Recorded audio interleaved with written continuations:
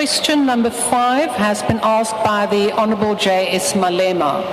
The question is about whether the President's call to Elon Musk, an unelected businessman, was used as a diplomatic channel, and if so, what role did the Minister of International Relations and Cooperation play in arranging the meeting and the subsequent call? The Honourable President. A very simple and straightforward answer to that. Yes, I have spoken to Mr. Elon Musk.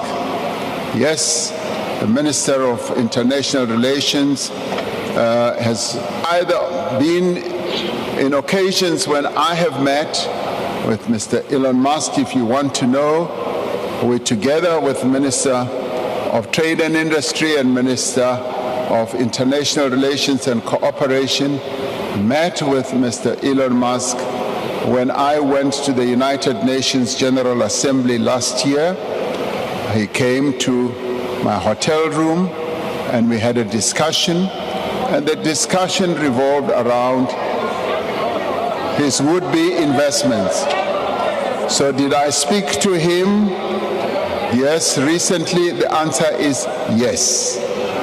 And this we do because we continue to engage with a variety of people through diplomatic channels, as well as we engage with them through various constituencies in countries that we have relations with.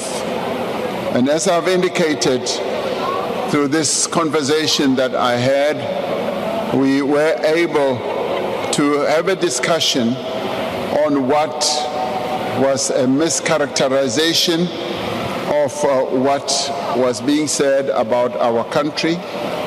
And he being a person who is quite, I would say, influential, whether one likes it or not, as we interact with various people, business, academic, research, or otherwise, we do interact with people who we believe are able to discuss issues with some people in very official categories. So we do talk to non-state actors as well as state actors. And we will continue to engage with people both inside and outside of South Africa to promote our country and to promote the interests of our country. There's just nothing sinister about the various discussions that we hold with a variety of people. Even on an ongoing basis, when people make contact with us, yes, we talk to them, but we always make sure that our foreign policy positions are advanced and they are not undermined or diluted. Thank you very much, Honourable Speaker. The first supplementary question will be asked by the Honourable Malema. Thank you, Deputy Speaker. Mr. President, I don't know wittingly or unwittingly, when you were answering the question about our relationship with the USA, not once have you mentioned DERCO or Minister of International Relations. And this is as a result of you having met Elon Musk during the UN General Assembly and knowing very well the views of Elon Musk about South Africa, racist, white supremacist views about South Africa, which led to you meeting him because you thought you were going to clarify those issues. Unrepentant racist became emboldened and then made more bad remarks about South Africa even after meeting you physically. You still saw a need to go outside the diplomatic channels and made a contact with an individual, not using diplomatic relations or mechanism within which we resolve diplomatic disputes as South Africa. Don't you think you individually have emboldened white people to undermine us, and you have single-handedly destroyed the diplomatic relations of South Africa with other countries, and you have destroyed and juniorized the Department of International Relations. Le re tloetša ka makgowa, Mr. President. And le swantse le tsebe gore nto ya go bolela le ditsotsi tša go tshwana le bo Elon Musk ko re taletša ka bana ba makgowa. And worse, Elon Musk, you organized a meeting with him or that telephone conversation through his immoral father, politically, economically, and otherwise. A man who has engaged in business in South Africa through illegal means, even when he has admitted to do so. Those are the type of characters you can't speak to. Imagine, Mr. President, had they said Donald Trump would call the Guptas during that time. What were you going to say? You are going to say that Guptas are an independent state actor. You are not going to say that. You are going to feel undermined. And that's exactly what you have done. What are you saying about established practices of resolving issues in a diplomatic way and diplomatic channels in South Africa? Do you have a full confidence in the Minister of DERCO and the department itself? You speak about an ambassador in Washington or New York. That ambassador belongs to the Department of International Relations. Instead of talking about international relations, leadership, and the department, you talk about ambassador. But when you talk about DRC, you talk about Minister of Defense is doing 1, 2, 3. You don't say ambassador in DRC is doing 1, 2, 3. Thank you very much. Honourable President.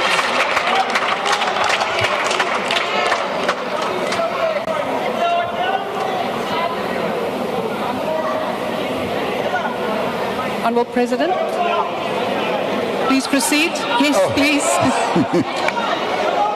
I was waiting for you to give me the cue, Deputy Speaker, after that tirade. Now, Honourable Malema, ke kgopela ntho e le nngwe fela. O ska leka go lwantsha president le minister wa gagwe. Bjalo wena o nyaka go kena ka mogare. Taba ya go šoma haka le minister wa ka a e batle wena. Emela ka thoko. Emela ka thoko ka obane wa bona ha re le di meeting tsa rena tsa cabinet kapa di thing kapa ao yo wena o ba o se gona le gore re shumisana byang ka bane minister o re ha fetsa go etsa dilo tsa gagwe a bolela le batho wa mputsa le nna ke fetsa go bolela le batho ke a mmutsa. So wena bjalo o leka go kena hare ha rena nka se dumele ntwewe le ganyane nka se dumele.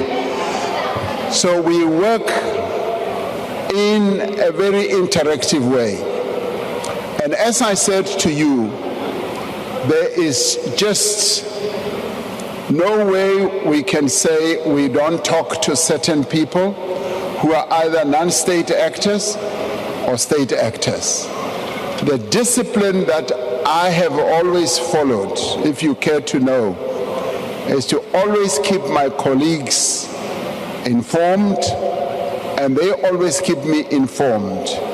Be they ministers or deputy ministers, we always know when we do certain things that have to do with the Republic of South Africa.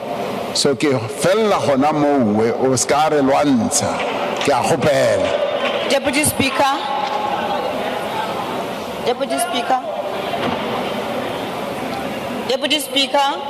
Honourable President, it seems that there is a point of order. If you can please just take your seat. Yes, Honourable Member, Honourable Thank you, Matwe. Deputy Speaker.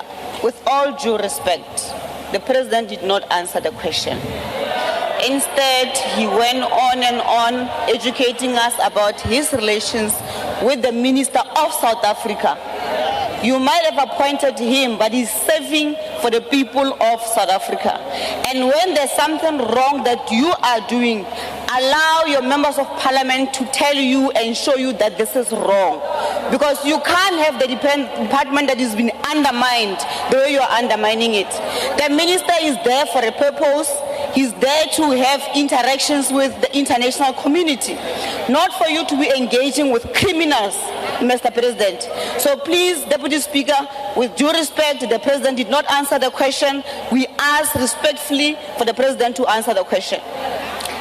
Thank you, Honourable Matwe. That is up for the President to decide whether he has answered it. He is the replier to this question. Honourable President, there is another point of order before we proceed. Honourable Manye. Thank you, Deputy Speaker. Mine is a different one. I'm just worried about the mics here. You know, when Honourable Malema was speaking, you put your mic on, your lips were moving, but there was no sound.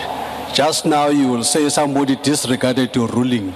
Can you get the IT people to attend to the sound, to the mic issue? Thank you.